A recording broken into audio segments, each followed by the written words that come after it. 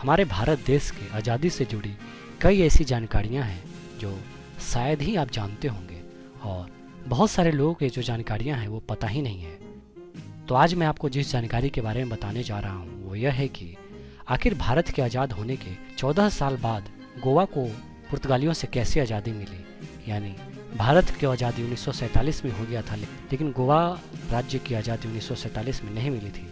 तो ये जानते हैं इसके पीछे का मुख्य कारण।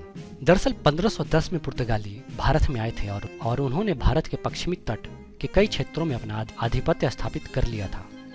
पुर्तगालियों ने 19वीं शताब्दी के अंत तक गोवा, दमन, दीव, दादरा नगर हवेली और अंजेदीवा द्वीप पर कब्जा कर लिया था।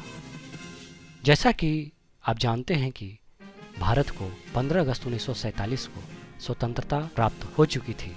इसके बाद तत्कालीन भारत सरकार ने गोवा को भारत में शामिल करने के लिए पुर्तगालियों से बातचीत का मार्ग चुना, लेकिन यह सफल न हो सका। यानी पुर्तगाली जो थे वो भारत सरकार को साफ मना कर देते हैं कि हम भारत के साथ नहीं मिलेंगे। लेकिन 1947 के बाद गोवा में मुक्ति आंदोलन छोटे पैमाने पर विद्रोह के साथ शुरू हो चुका था।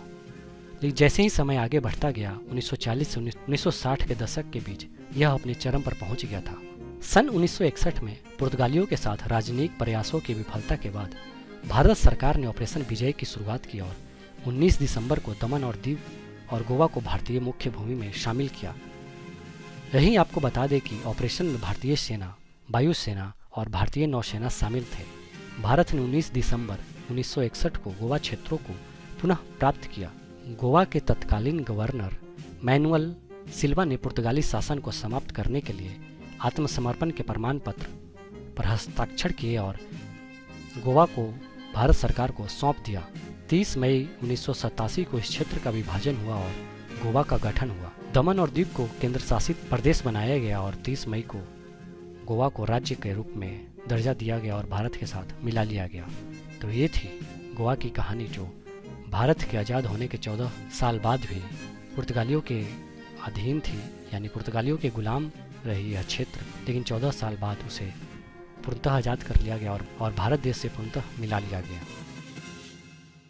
अगर आप हमसे जुड़ना चाहते हैं तो आप इस चैनल ज्ञान के समय को सब्सक्राइब कर लें।